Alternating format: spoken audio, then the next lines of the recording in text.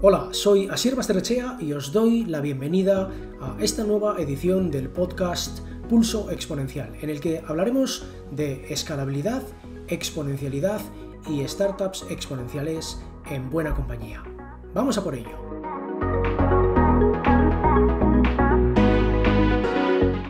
Bueno, podcasters, pues hoy tengo el inmenso placer de dar la bienvenida a esta nueva edición del podcast Pulso Exponencial a Diego Díaz y a Grisel Tugarte de Abhint. Diego, Grisel, un gustazo teneros aquí con nosotros y con nosotras. ¿Qué tal estáis? Un placer, Asier. Muchas gracias por invitarnos. El gusto, Igualmente, el contento de gusto, estar por aquí. el gusto es nuestro. Grisel, Diego, vamos a comenzar con, como hacemos siempre, preguntándoos qué es Abhint, quiénes sois y cuál es vuestro devenir personal y profesional, qué os ha traído hasta aquí y qué es Abhint. Bueno, pues AppHint es una herramienta para empresas. Es un software que permite generar guías de usuario de cualquier software, cualquier página web, en cuestión de segundos. Transforma lo que tú hagas en el ordenador en una guía muy visual y detallada de cómo hacerlo, para que otras personas puedan aprenderlo, sean empleados o sean clientes, para dar soporte, para dar formación. Fantástico, ahí tenemos todo un short description que encapsula problema, persona y solución prácticamente. ¿Cómo ha sido vuestro devenir? ¿Qué os trae? ¿De dónde viene Grisel? ¿De dónde viene Diego? ¿Y cómo convergéis eventualmente en Abhint? ¿Cuáles son los primeros pasos que os traen hasta aquí? Bueno, pues ambos venimos del mundo de emprender, solo que de sectores muy diferentes. De hecho, coincidimos, pero bueno, a ver, yo tengo background de publicidad y de comunicación y luego hice un máster en IE de conducta al consumidor y pues luego tenía en mi cabeza emprender. Entonces emprendí en algo muy tradicional, lo que hice un specialty coffee en el pleno centro de Barcelona, muchísimos aprendizajes, muchísimos fallos y bueno, mucho que tendría mejor hoy en día, ¿no? Si lo veo con los ojos de hoy. Sin embargo, el sector hostelería simplemente no era lo mío tampoco y me decidí que lo siguiente iba a ser 100% digital. Me mudé a Valencia por también temas familiares y otras historias y ahí me consigo con Diego en Demio. Y ya Diego puede contar una parte de esa parte de con Demium, cómo nos conseguimos y bueno, seguimos juntos desde entonces. Diego, muy bien. Sí, por mi parte, bueno, yo vengo de haber estudiado una ingeniería, después hice un máster de emprendimiento, se llama Master in Startup Administration, MSA, es como un MBA pero para startups, que de hecho fui primera promoción, éramos 6 alumnos, era casi, bueno, un experimento en la Politécnica de Valencia, y fue el momento en el que yo descubro realmente lo que es el emprendimiento. Yo no había emprendido antes, me motiva mucho. Al acabar, no tenía un proyecto en marcha ni un equipo, entonces decido darle última oportunidad a la ingeniería, arranco máster de ingeniería y a los 3 meses me proponen coordinar el máster de emprendimiento para darle forma y con el reto de intentar cerrar un acuerdo con UC Berkeley para que la mitad del máster se pueda hacer allí en San Francisco.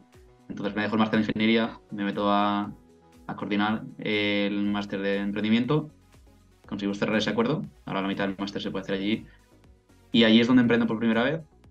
Monté una startup de food delivery verticalizada en paellas completas a domicilio con entrega y recogida, que se llama Tu Arrocero. Y bueno, pues tras pivotar y comenzar a hacerla funcionar, comenzar a facturar, que eran facturaciones muy pequeñitas, yo me doy cuenta de que lo que me motiva a más largo plazo es montar un negocio puramente digital, que pudiese ser global casi desde el minuto uno. Y en ese momento, pues bueno, buscamos nuevos socios que puedan hacer que el proyecto de las paellas a domicilio pueda crecer, que no tenga que morir. Y yo salgo de la operativa y me encuentro a Grisel en Demium. Demium entiendo que mucha gente lo conocerá, pero bueno, era una incubadora, aunque ahora ha cambiado el modelo. Era una incubadora donde nos juntábamos personas que queríamos emprender y que en ese momento no teníamos ni equipo ni proyecto en marcha. Y ahí, bueno, pasaba un poco la magia y allí nos conocimos. Muy bien, efectivamente. De hecho, un dato curioso de eso es que nos conocemos y empezamos a trabajar en pandemia, o sea, en pleno COVID. Ok. Literalmente, pues cada uno encerrado en su casa y un equipo 100% virtual. Que bueno, ¿os habíais conocido en persona físicamente antes de comenzar a trabajar en Nos online? Nos vimos, nos conocimos, pero empezamos como equipo en online. Muy Exacto. bien. Este es un punto muy interesante que tiene Demium, lógicamente, de muchas veces y a muchas personas que quieren emprender, uno de sus principales obstáculos y temores o renuencias a la hora de dar el paso es no tengo equipo, ¿eh? Y construir un equipo startup no es una cosa fácil, que es algo de lo que hablaremos, porque vosotros tenéis un mix muy interesante, de perfiles complementarios, de una parte de ingeniería, una parte de publicidad y luego también soft skills, etcétera, que básicamente son esenciales para poder ir construyendo ese equipo, que al final es la piedra fundacional de una startup. Si no hay un buen equipo fundador, prácticamente lo demás le va a costar muchísimo traccionar. Entonces, en este caso, en Demium, es muy interesante que hayáis traído a colación el caso de Demium, porque ahí convergen todas estas personas que pueden tener o no una idea, que es otro de esos stoppers. A veces vienes con ideas y otras veces quieres emprender, pero no sabes en qué. Y ahí básicamente generas esa fricción entre átomos para construir moléculas. Bueno, pues los dos átomos, Diego y Grisel, construyeron esta molécula que está construyendo estructura, está nucleando en torno a sí otros elementos, que es lo que están dando paso a Hint.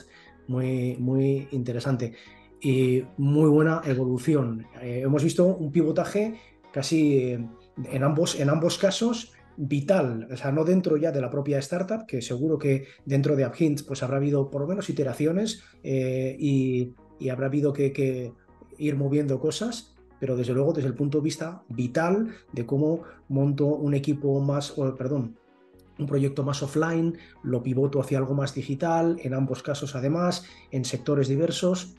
Muy, muy interesante, muy interesante. Vale, y entonces surge un poco la chispa de AppHint, la oportunidad de AppHint. Aquí siempre hago una pregunta, porque es algo que trato de dejar siempre muy claro para las personas que nos escuchan. Esta primera fase de una startup que es esencial y además la tiene que transitar todo tipo de startups, sean del sector que sean, de la naturaleza que sean. Encontrar este problem solution fit y resolver la ecuación esencial problema, persona, solución. Cuando vosotros entráis en contacto y empezáis a trabajar con esto, ¿cómo entráis, por cuál de los elementos entráis a la ecuación y cómo la resolvéis? Pues ahí, ya que has nombrado la palabra pivotes y preguntas cómo has llegado hasta aquí, me voy a extender un poquito y voy a contar un poco la historia de los diferentes pivotes hasta llegar a Upgint. Nosotros en Demium, el proyecto con el que salimos de Demium y con el que captamos la primera financiación y demás, no se llamaba Upgint, se llamaba Qualigma y era un producto para mejorar la experiencia de usuario, mejorar la conversión, donde básicamente le entregábamos a las empresas grabaciones de usuarios reales usando sus productos pensando en voz alta. Sus Muy productos bien, digitales, sus qué softwares o sus bueno. páginas web, lo que se conoce como user testing o pruebas de usabilidad y demás. Y pues bueno, ahí básicamente la empresa pasaba de ver cómo se comportaban los usuarios y analizar sus métricas a entender directamente por qué ocurría eso, porque el usuario estaba pensando en voz alta. Con eso empezamos a facturar, captamos una primera ronda de financiación que salió muy, muy rápida y muy bien, con mucho smart money. Y ampliamos un poco el equipo, tiramos hacia el mercado. En ese momento, porque llevábamos pues bueno, 3 meses desde que habíamos lanzado el MVP y habíamos empezado a facturar, no estábamos en un modelo de recurrencia, o sea, estábamos trabajando por proyecto y queríamos pasar de ahí a un modelo SaaS, ¿no? A una suscripción donde pudiesen usar el producto. Y nos damos cuenta de que eso va a ser difícil. Va a ser complicado, no hay necesidad de hacer pruebas de usabilidad en muchas ocasiones, ni siquiera todos los años. Eh, y vemos que, bueno, o nos mantenemos como una consultora de experiencia de usuario, que es perfectamente válido, o pivotamos para buscar un modelo SaaS que nos permita a futuro pues, crecer de manera más fuerte. Y en ese momento pivotamos. Pivotamos a Pues, un producto que tampoco es AppHint. En todo o sea, todo el tiempo, desde entonces, desde Demium, es mismos fundadores, misma SL, o sea, misma, que es una pregunta que buenísimo, nos hacen. buenísimo. Y ahí pivotamos a otro producto bastante diferente, que era para dar soporte. Era para dar soporte, targetizábamos a empresas que tienen su propio software, que tienen que el departamento de soporte entender al usuario cuando le dice que tiene un problema, y el usuario muchas veces no se explica bien, y tiene que ayudarle al usuario a resolver ese problema. Decirle lo que tiene que hacer y que el usuario lo entienda. Entonces, con nuestro producto que se integraba dentro de esos softwares, la gente de soporte en todo momento podía ver al usuario lo que estaba haciendo, se ahorraba toda la parte de que el usuario le explicase qué es lo que le estaba ocurriendo y con un solo clic, sin que el usuario tuviese que instalarse nada, simplemente con aceptar, el agente de soporte estaba ya controlando su dispositivo, su móvil o su ordenador, y le solucionaba el problema directamente. Ahí construimos un MVP, empezamos a probarlo pues, a nivel internacional con algunas empresas, y ahí es donde, bueno, hablando con ellos nos damos cuenta de, vale, esto es útil, pero es útil solo en el paso en el que te vas a un soporte uno a uno, o sea, un agente, un usuario. Y antes de llegar ahí, muchas empresas lo que hacen es soporte escalable. Soporte escalable que pasa por crear guías de usuario. Que las crean, pues bueno, manualmente, ¿no? Tienen una captura de pantalla, la edito, explico qué tienes que hacer y así los 10 pasos o 15 pasos de ese proceso. Software al final tiene muchos procesos y van cambiando las interfaces, con lo que todo lo que has ido documentando, esas guías que has ido creando, se quedan obsoletas y hay que volver a hacerlas. Entonces, nos planteamos si quizás habría que pivotar y pasar de crear una solución solo para el momento en el que han llegado al soporte 1 a 1, cuando todo lo demás no ha funcionado, o nos adelantamos y ayudamos en el proceso en el que crean ese soporte más escalable, que son esas guías. Ahí es cuando empieza AppHint. O sea, les planteamos, oye, ¿qué pasa si creamos un producto que te evite tener que estar tomando capturas de pantalla, copiando y pegando, editándolas y explicando, y lo genera automáticamente? Y ahí ocurre un poco la magia y nos dicen, oye, eso es muy interesante, si lo hacéis y funciona bien, nos serviría también para otros departamentos de la empresa para formar a nuestros empleados sobre los diferentes softwares que estamos usando, que hemos contratado, y cómo los usamos en nuestra empresa, que es diferente a cómo lo usarán en otras empresas. Y ahí nos planteamos, oye, ¿qué hacemos? ¿Segundo pivote en el mismo año o lo estamos liando demasiado?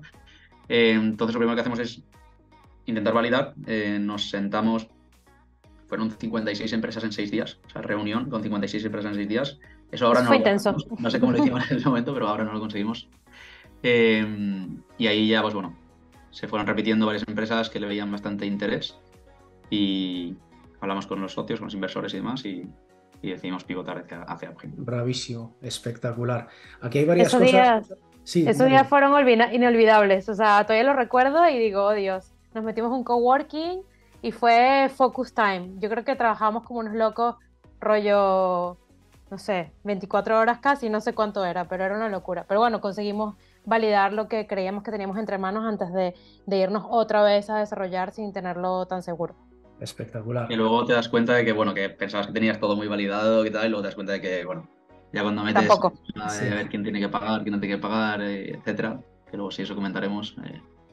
Pero sí, así llegamos a AppHint. Buenísimo. Voy a tratar de recuperar un poco en orden cronológico de lo que nos has hablado. Aquí hay varias cosas súper interesantes que me gustaría destacar para los podcasters. Y alguna pregunta que os voy a hacer ahora.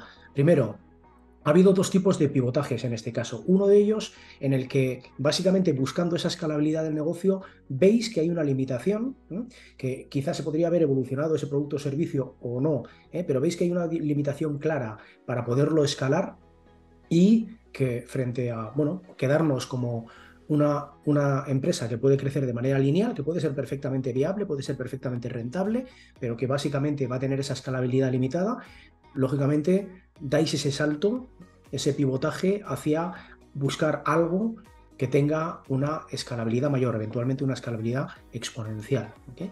Y ahí es el primer pivotaje. El segundo pivotaje es más orgánico porque se da dentro de la propia experiencia de usuario que vais teniendo y vais viendo cómo con esa idea de producto o servicio que estabais dando podríais básicamente satisfacer parte de la cadena de valor, de la cadena de necesidad de ese cliente, evolucionándolo un poco más. Y os atrevéis, y digo la palabra con todas las consecuencias, y ahora vamos a ver por qué, os atrevéis a volver a pivotar hacia este nuevo modelo. Ya no es tanto por esa cuestión de escalabilidad, sino por encontrar todavía un fit mayor con ese cliente que luego además os abre un rango más amplio de servicio a los clientes y al final eso redunda eventualmente también en la propia escalabilidad del modelo.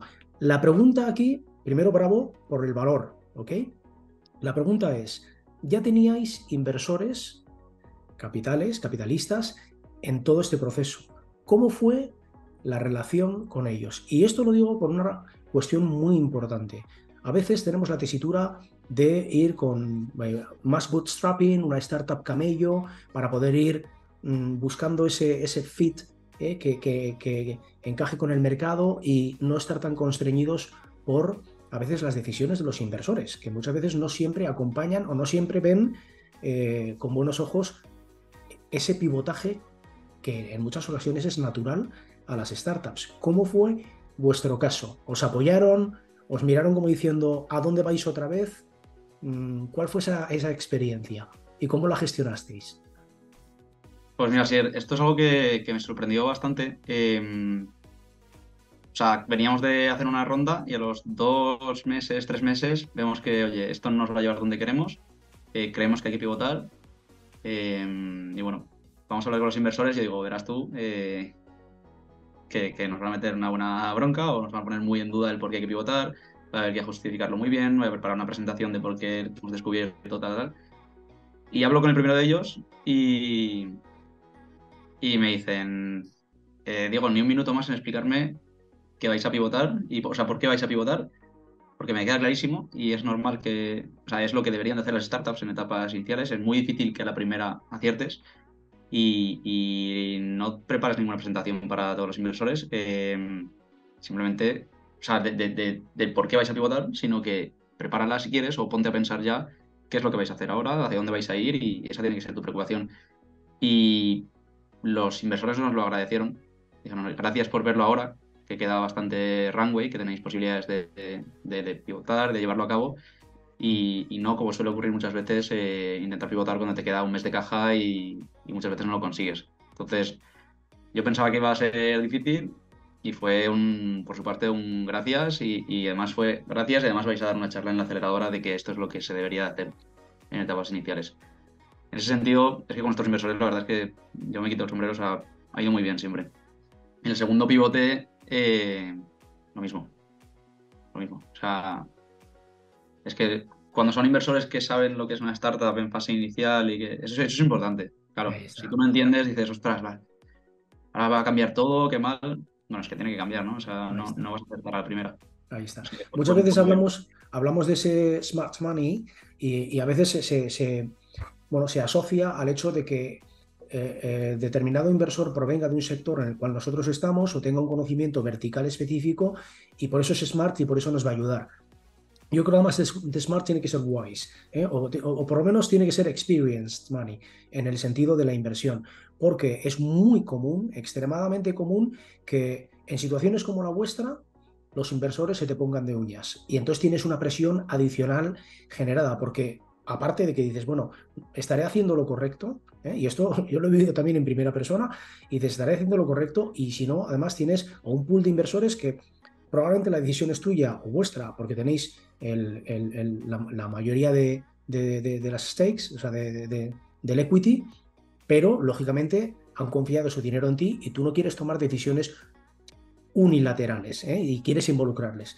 Entonces, suele ser una gestión delicada y esto suele ocurrir cuando tienes quizá personas que no conocen ese mundo startup, que no están tan familiarizados con ello, y que ven este tipo de pivotajes como desde una perspectiva muy corporativa, es decir, rígida y como falta de seriedad, cuando realmente la maleabilidad de la startup en este momento es lo esencial. En esos primeros pasos es cuando tiene que buscar su ubicación para maximizar después esa escalabilidad. Grisel, antes comentaba Diego que no toda, o lo comentaste tú también, no todas las hipótesis que habíais planteado, y que considerabais que habíais validado con ese focus group de potenciales clientes con los que os habíais cerrado, funcionaron. Aquí siempre hay una cuestión esencial, que son las crux, las hipótesis clave, ¿no? Aquellas que sí o sí se tienen que cumplir para que podamos seguir adelante con el desarrollo, en este caso, de un MVP y de un modelo de negocio enfocado hacia este nuevo producto o servicio que había, esta nueva solución, como utilizamos nosotros, que habíais desarrollado. ¿Cuáles fueron estas hipótesis? No el detalle de cada una de ellas, sino cuál fue lo que habíais pensado que pasaría, finalmente pasó y fue crítico para poder evolucionar, y cuáles fueron la nebulosa de cosas periféricas que tuvisteis que cambiar y cómo fue esa gestión con esos clientes. A ver, yo creo que aquí seguramente hay muchas más cosas que no las tenemos súper detalladas de que pudimos haber hecho mejor en esa validación. O sea, lo que nosotros queríamos era ir a un volumen a mucha gente lo más pronto posible y detectar y palmar lo que nos podía decir el mercado.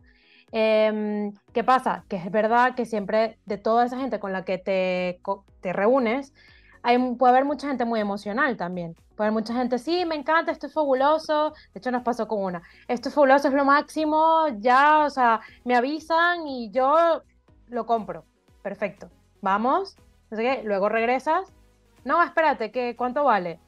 O sea, creo que siempre esa validación tiene que, ahora creo que lo vemos diferente, creo que tanto Diego como yo decimos, ambos diríamos, no, no, cobremos. O sea, sin una línea de código, que ya lo decimos, sin una línea de código, estaríamos dispuestos hasta cobrar y luego desarrollar. Y cada vez hemos sido un poco más estrictos con esto y más Bravo, radicales bravo. mientras ha pasado el tiempo. A pesar de tener el dinero para, es todo lo contrario. No, no, no vamos a seguir desarrollando si no está de verdad validado que esa persona está pagando incluso por eso. ¿Por qué? Por eso, porque puede haber una falsa validación, no con todos, porque sí que hubo gente de allí que efectivamente se convirtieron en clientes y si está validado, lo más importante es que tenemos un mercado al que le estamos resolviendo algo, pero ahí, si nos hubiésemos quedado con una muestra muy pequeñita, probablemente a lo mejor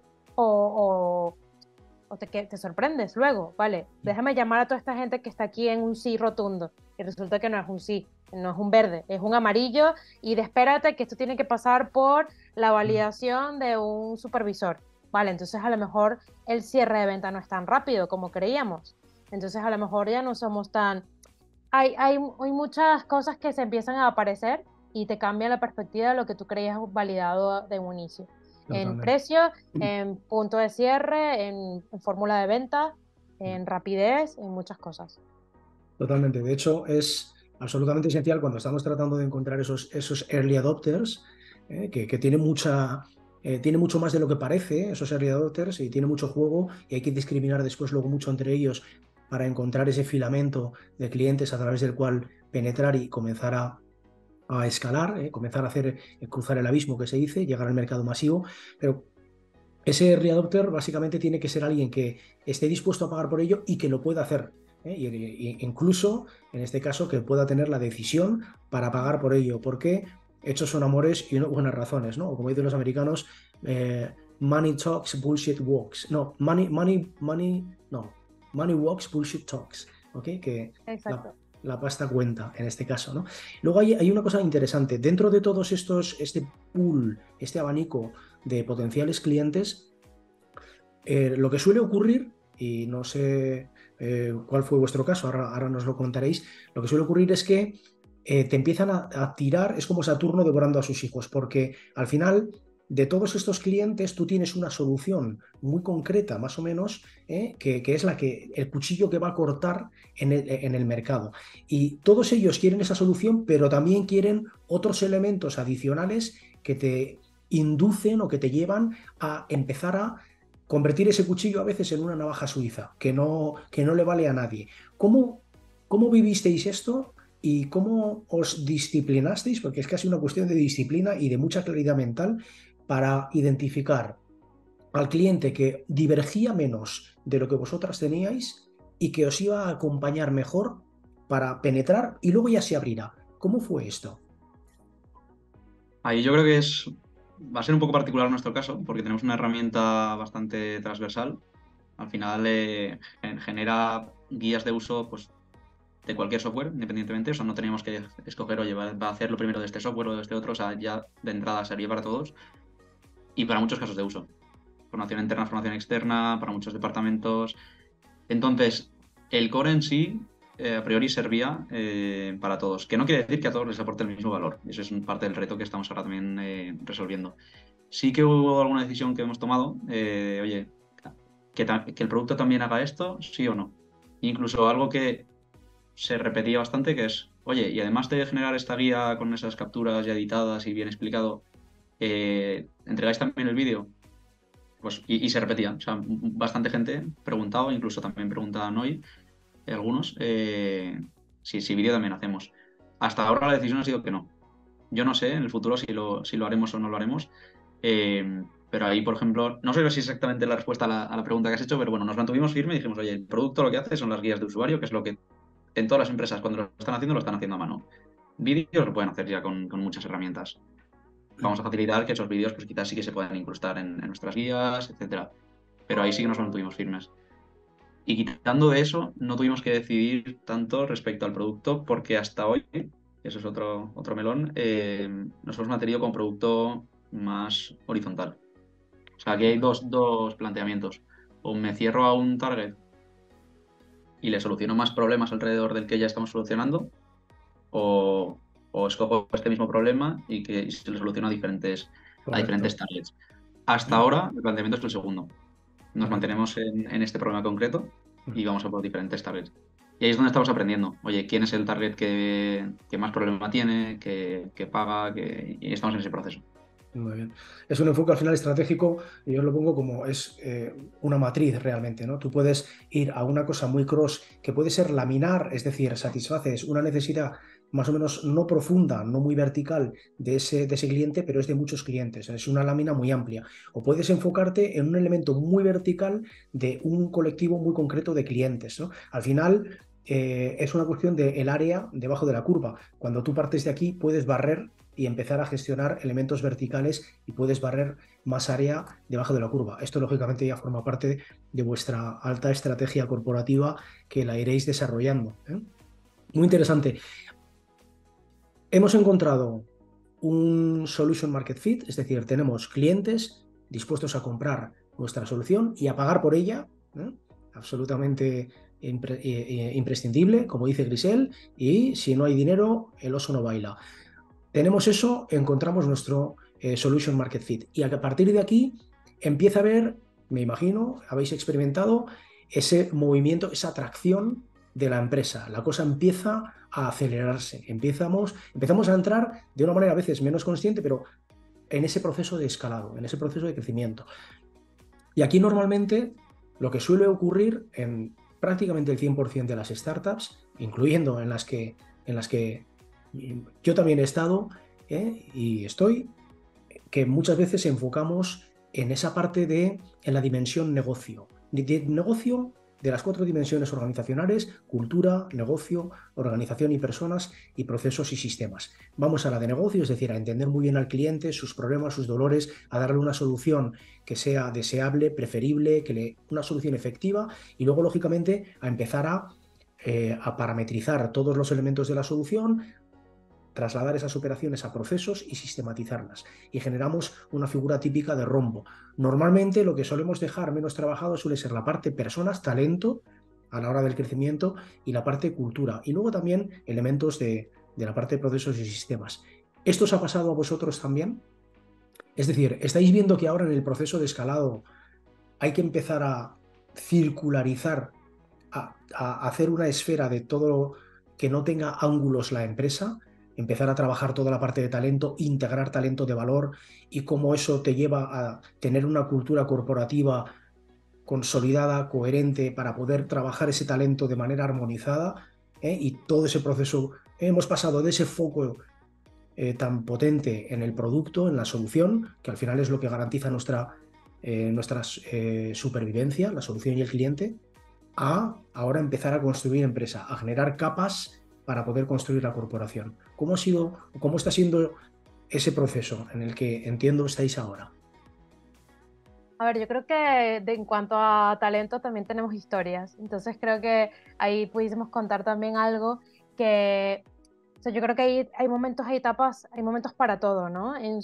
Hace unos meses decidimos pues crecer, ¿no? Aprovechando una oportunidad de una subvención, y ahí tenemos que decir que a lo mejor no era el momento indicado.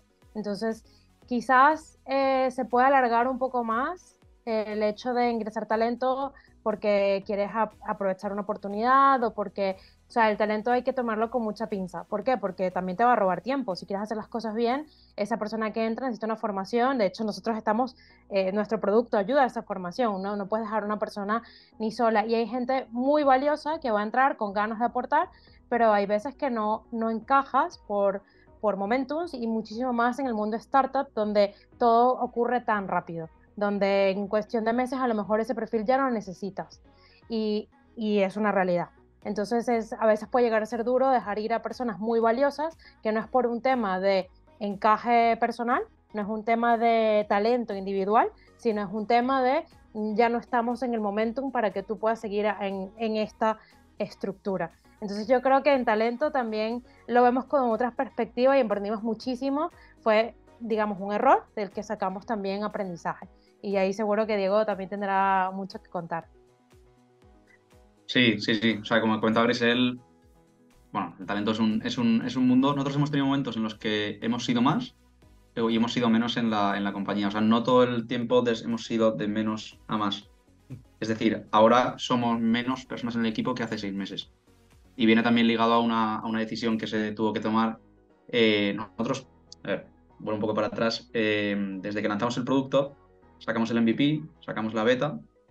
Esa beta empezó a atraer a muchas empresas y muchos usuarios, o sea, al punto de, no sé, en cuestión de 3 o 4 meses después de haber lanzado la beta, sin gastar un euro en marketing, tener a más de 500 empresas de más de 50 países registradas. Bravo. Registradas que no pagando, porque tampoco se podía pagar. Y de ahí ligamos el aprendizaje que hemos comentado antes de que cobras el día uno y aprenderás mucho más, ¿no? Y no te engañarás tanto. Entonces, esos indicativos de, oye, el producto está trayendo un montón de personas, un montón de empresas sin gastar dinero en marketing, en captación, nos indicaban, nos hacían parecer, y también por la tipología de producto, que un enfoque product-led, en la que es el propio producto el que va viralizando y atrayendo nuevos usuarios, tenía sentido, ¿no? Es algo que es muy difícil de conseguir, que si se consigue es la leche. Pero bueno, entonces decidimos, ok, hay que apostar a producto.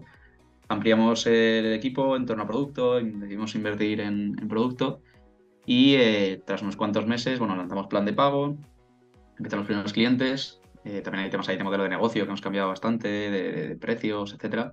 Pero bueno, lo que ocurre es que al cabo de los meses nos damos cuenta de que con el enfoque product-led por un lado y el precio tan barato que teníamos en ese momento por otro, esto no nos iba a llevar a unas facturaciones relevantes en un plazo de tiempo que para nosotros era aceptable.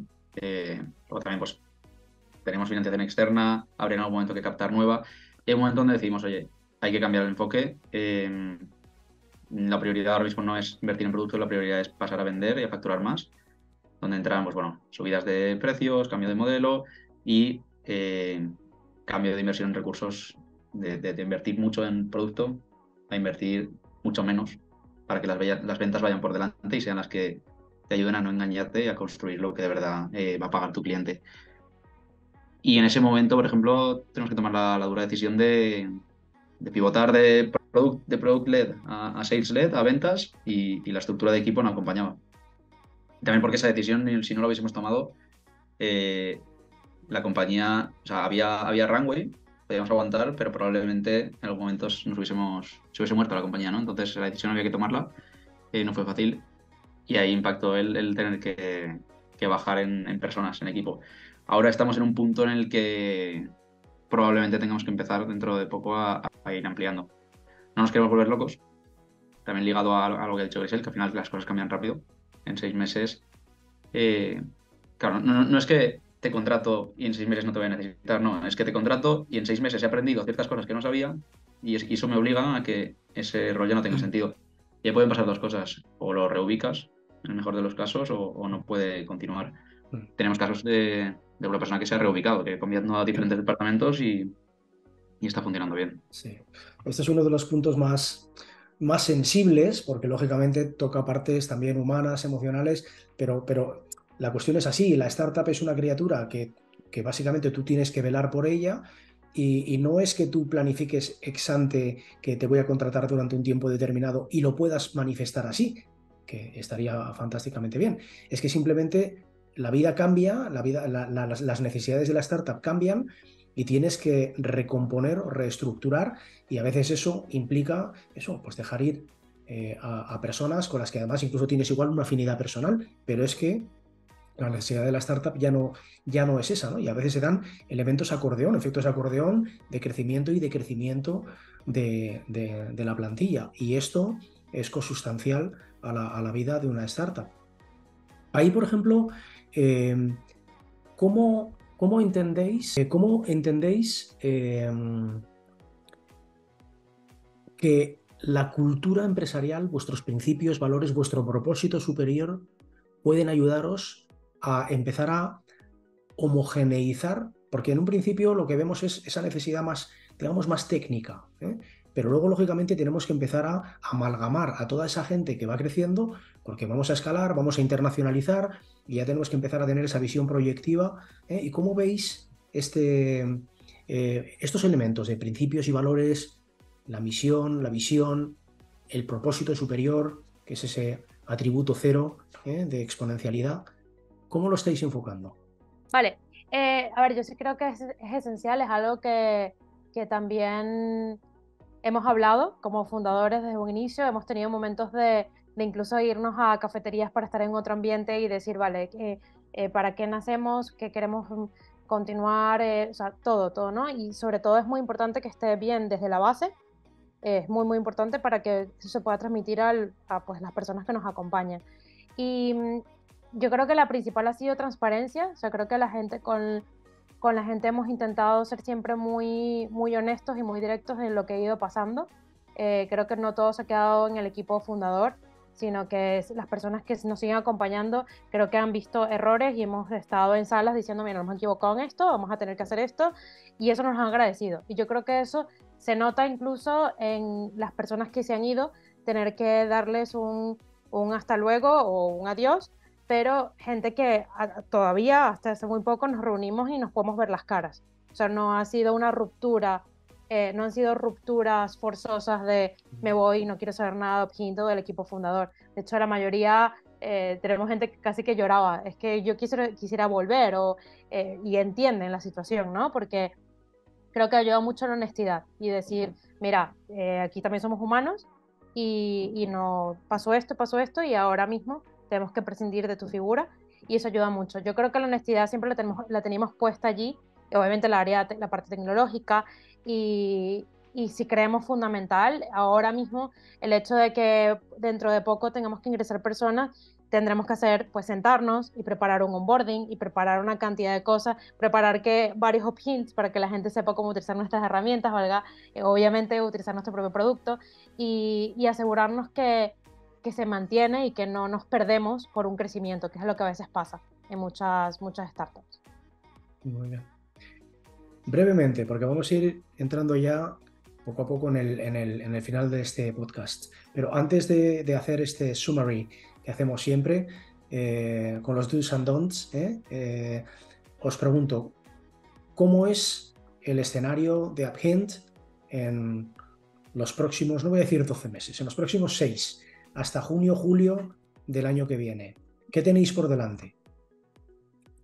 Pues ahora el principal reto, por una parte, intentar entender todavía mejor, lo tenemos más claro que antes, pero hay un reto por delante de entender todavía mejor a quién le ayudamos más o a quién tiene sentido que nos Claro, enfoquemos ahora mismo respecto claro. a empresas, porque siguen entrando clientes diversos, aunque sí que se empiezan a ver algunos patrones. Eso es un reto, aumentar facturación, o sea, empezar a demostrar que esto de verdad es viable a largo plazo, que se va a poder crecer, empezar a aprender sobre eso para entender a qué velocidad se puede crecer, qué equipo necesitas para crecer, ciclos de venta, conversiones, etcétera. Y ligado a esto, pues bueno, la evolución del producto, ¿no? Que ahora mismo ha pasado a un segundo plano por poner las ventas por delante, pero bueno, ya por lo que estamos vendiendo y lo que estamos hablando con las empresas, van saliendo ya esas necesidades. O sea, tenemos cosas claras que tienen que salir en producto y tendrán que venir los próximos meses.